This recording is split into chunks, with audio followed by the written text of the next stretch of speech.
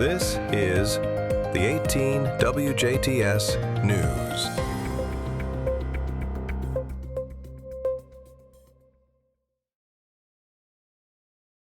Hello and welcome to the 18 WJTS News for Thursday, March 5th, 2026. Thank you so much for choosing us for your local news coverage this evening. I'm Jane Jackson reporting.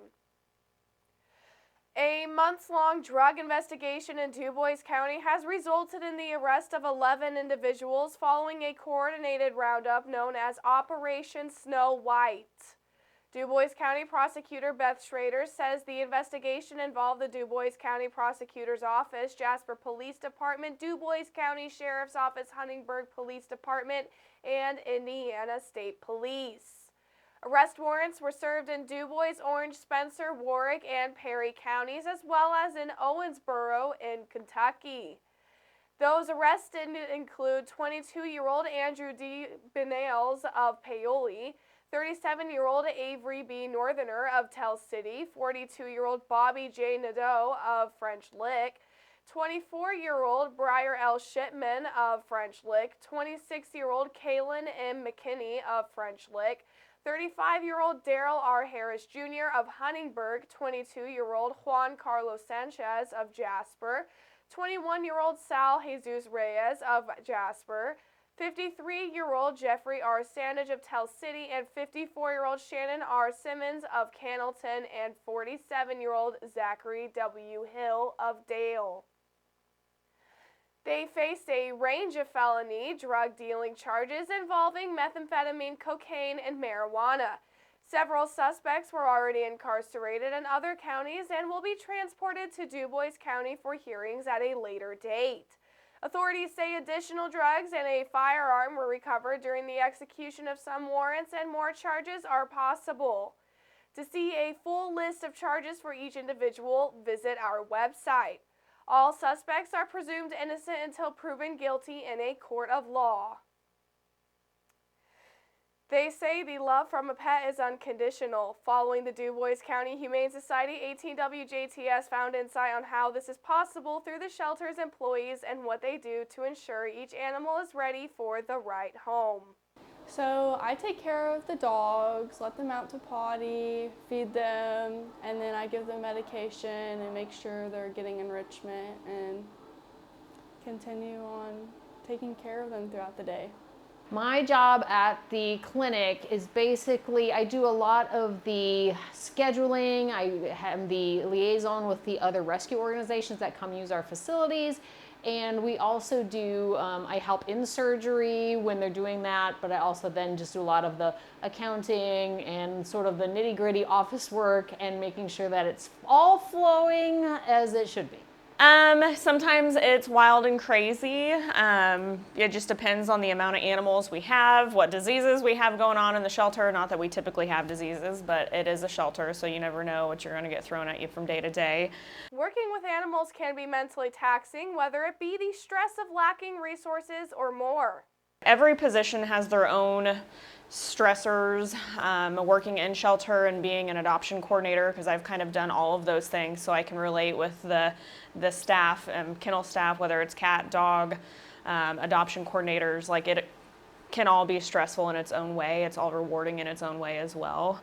I feel like my job being split between shelter and clinic, because I'm a vet tech at the clinic 3 days a week, and then the other days a week I'm here making sure animals are medicated and getting the care they need or whatever. But yeah, it can be a lot, but it's rewarding. Working here, it's not only sad, but it's mentally taxing when you get to look at the same dogs over and over and over again, and they are just looking at you. And not only are they sad, but they're depressed, and I think we really just need to find homes for these dogs, and that's our mission working here, is watching them go off and find forever families. Dogs, honestly, not because I'm a dog person more than I'm a cat person or whatever, I'm not, but just dogs really can mentally take their toll on you, just because, like, Rocky, for example, right now is one that he has been in our care since 2/27 of last year. It's just sad. It's depressing to see, like, such an amazing dog that struggles mentally in a shelter, that also you struggle to get into a home because he has anxiety or he has a medical issue that like it's just really hard to get somebody to take that on. So as a kennel worker, you develop bonds with these animals, and then it's hard. You go home and you're thinking about them and how sad they are in their kennel, and you wake up and you're thinking about them. Not only can working at the DuBois County Humane Society be mentally demanding, but it can also be physically demanding. Once again, both cat and dog kennel staff members, it is a very hard job. Dog kennel staff, like if you ever fill in for one of them, it is like you'll be sore for 3 days afterwards because it is such a difficult job. Walking dogs, getting on your hands and knees, scrubbing kennels, cat condos as well, because you're getting up and down and doing all of that. And there's how many, 40 some condos, 50 some condos, so it's a lot. Even from outside the shelter at their spay and neuter clinic, the work can send their employees home tired. Sometimes 8 to 9 hours a day, we are on our feet that entire time, moving animals. If we get a 115-pound dog, that takes a little bit of woman power because we're all ladies that work there, but we are lifting a lot of that, but we also have a great, amazing lift table that if a dog is too big, we put it right on there, and we have mechanics help us get it up. But yeah, we're on our feet all day long, and it's a busy day. We are constantly on the move. It is go, go, go, and then at the end of the day, we sit down and we are tired, but grateful for the work we've done. Despite all this, though, they do everything they can to create an environment where all animals, large and small, young and old, and more, can feel safe. So our animals, we do as best we can to make it a fear-free experience. Does that mean it's going to be absolutely go perfectly? No. But we do absolutely everything we can. It does help that the animals that we work with are unconscious, so it makes our job a lot easier. They are not only, they're unconscious, we can, do all the things we need to do without them fighting back. We are also very good at dealing with feral cats, with scared, nervous dogs. We have a great team in place that knows how to deal with these situations, so we're pretty good at what we do, so we are good. Though the mental and physical challenges of the work can create obstacles, the employees find enrichment. It is not easy, but it's very worth it in the end because you get to see dogs get adopted out and find their forever families in the end. It's kind of fulfilling. It is fulfilling, and you make bonds not just with the workers here, but with the dogs, and it's hard not to get attached sometimes. We have such a great team that it is a great place to work. It is a great mission that we're doing. We love that we're helping the pets and the people in the community. It is kind of a dream job. You get to work with animals, you get to rescue, you get to teach them how to be animals and find them their forever homes, and it's always what I've wanted to do, so it's awesome. Right now, Zoe is my favorite.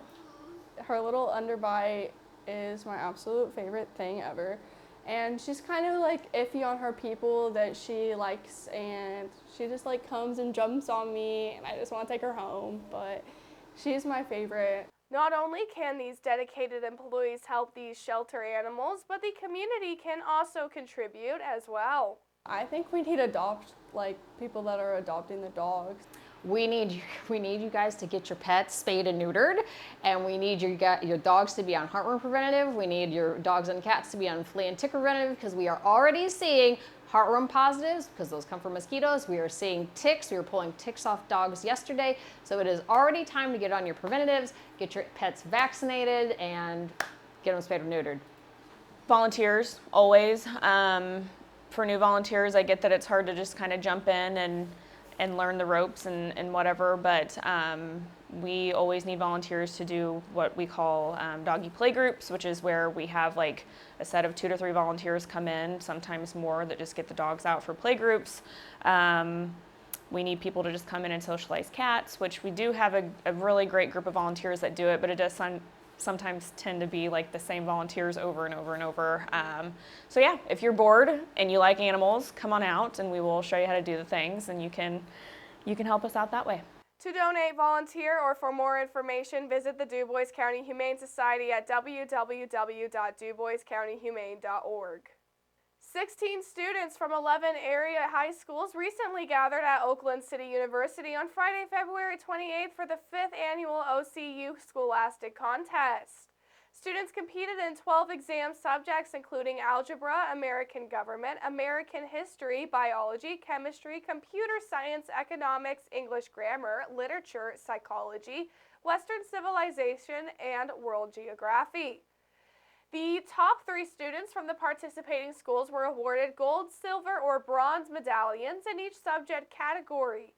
Once the awards were given, schools received 3 points for each first place finish, 2 points for each second place finish, and 1 point for each third place finish. First, second, and third place trophies were awarded to schools based on the most points received. The top 3 schools receiving the awards were Lagodi High School for first place, 4 gold medals, and 2 silver medals, which makes 16 points. Gibson Southern High School won second place with 2 gold medals, 3 silver medals, 3 bronze medals, making 15 points. And Jasper High School landed their place at third place with 2 gold medals, 2 silver medals, 2 bronze medals, counting for 14 points. To see the full list of students who placed in each exam category, visit our website. This March, during Red Cross Month, the Red Cross is honoring and encouraging how people help deliver support when help can't wait. By volunteering, making financial donations, giving blood, or taking classes in life-saving skills. During the month, they are also highlighting that their volunteers are mobilizing for nearly twice as many disasters as they did a decade ago, including for home fires, the nation's most frequent disaster. As these emergencies continue to increase, the Red Cross is calling for more people to step forward and volunteer. Individuals of all ages, backgrounds, and experience levels are encouraged to get involved with free online training provided to volunteers. Currently, the most urgent volunteer opportunities across the Indiana region are disaster action teams supporting local families after a home fire or other emergencies with emotional care, emergency financial assistance, and recovery information. Shelter volunteers assisting residents staying in emergency shelters by helping meet their immediate needs and connecting them with additional resources and services. Blood donor ambassadors who welcome and guide donors at blood drives, assist with registration, answer questions, and provide support in the refreshment area. Blood transportation specialists who help save lives by delivering blood products from Red Cross facilities to nearby hospitals. To learn more about these and other volunteering opportunities or to sign up, visit redcross.org. And that's your Thursday news here on 18 WJTS. Next up, we'll be taking a look at your weather forecast.